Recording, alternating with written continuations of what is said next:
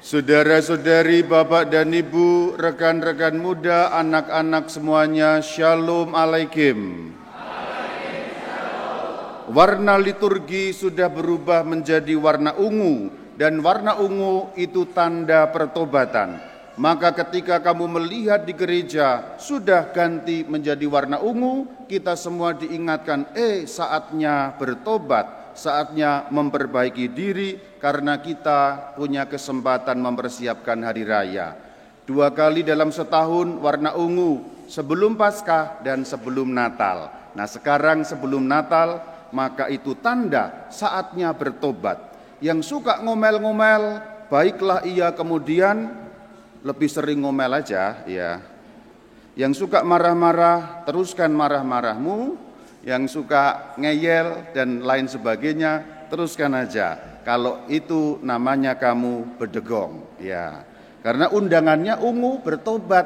Maka yang suka marah-marah, kurangilah, hentikanlah. Yang suka nipu, kurangilah, berhentilah. Dengan melihat warna ungu, sebenarnya itulah tandanya bagi kita umat semuanya.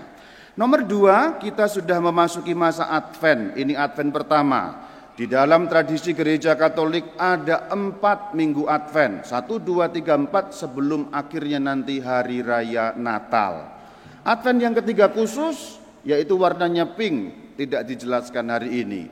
Hari ini yang akan dijelaskan Advent pertama, tetapi lebih umum dulu akan dijelaskan maksudnya setiap Advent ini apa secara umum.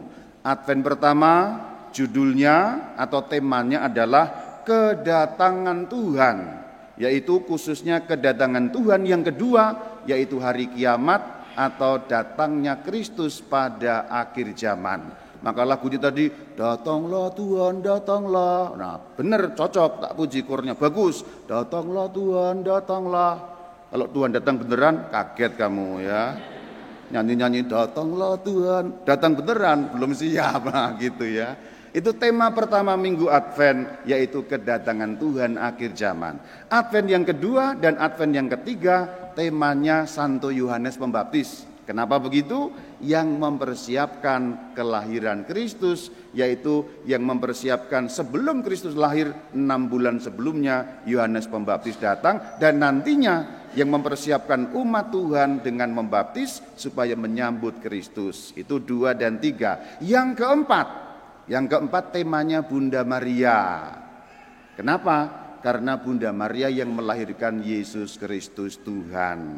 Itu tema umum. Sekarang kita membahas tema yang pertama, yaitu kedatangan Tuhan pada akhir zaman yang muncul secara nyata di dalam Injil Markus yang tadi kita dengar. Maka dikatakan, kamu tidak tahu kapan waktunya tiba. Apa yang disebut kapan waktunya tiba? Kedatangan Kristus pada akhir zaman. Itulah kenapa ada beberapa nasihat. Sekurang-kurangnya ada 3 nasihat yang diberikan kepada umat untuk dilakukan. Yang pertama, berhati-hatilah. Yang kedua, berjaga-jagalah. Yang ketiga, dikatakan jangan kamu didapati sedang tidur. Jadi kalau mau dirumuskan 3 nasihatnya, nomor 1, hati-hati. Nomor 2, berjaga-jaga. Nomor 3, jangan tidur. Maka kalau sekarang ada yang tidur, bangun. Karena nasihat yang ketiga, jangan tidur. Nanti tidurnya di rumah aja. Tapi apakah yang dimaksud nomor 3, jangan tidur itu enggak boleh tidur? Apakah itu? Bukan. Ini pasti kata-kata kiasan. Jadi bukan enggak boleh tidur, berarti wah firman Tuhan hari ini jangan tidur. Berarti kamu sampai di rumah melotot terus. Bukan itu maksudnya pasti. Karena ini pastilah adalah kata-kata kiasan.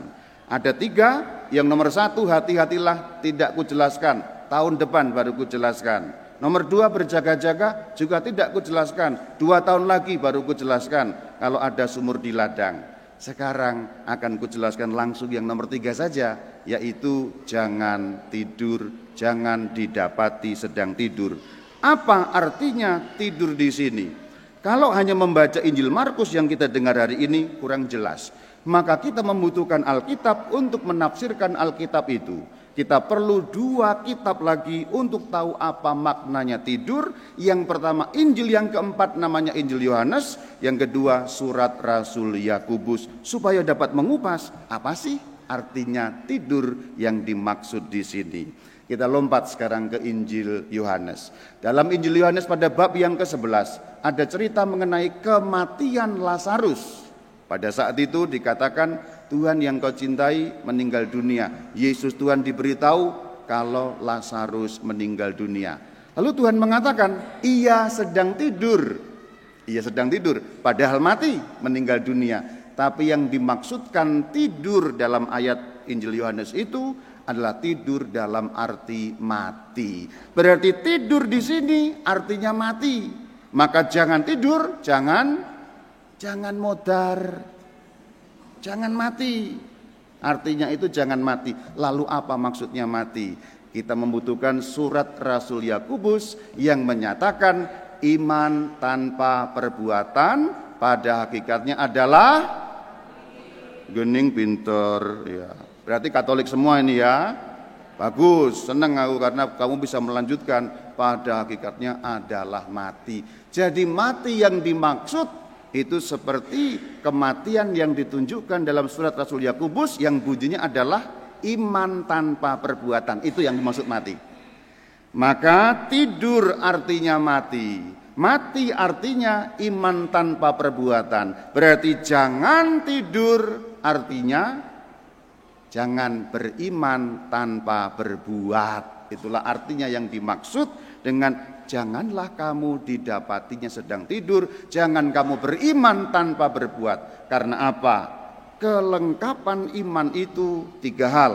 Yang muncul dalam hati keyakinan, kemudian yang muncul dalam ucapan adalah puji-pujian, kemudian yang muncul dalam tindakan itu namanya perbuatan. Ketiga-tiganya itu harus menyatu. Persatuan penyatuan 3 hal itu baru disebut kamu beriman. Aku yakin dan percaya Yesus Kristus, tapi tidak pernah memuji Tuhan, nggak pernah ke gereja, gampangnya gitu, bahasa gampangnya. Itu kurang beriman.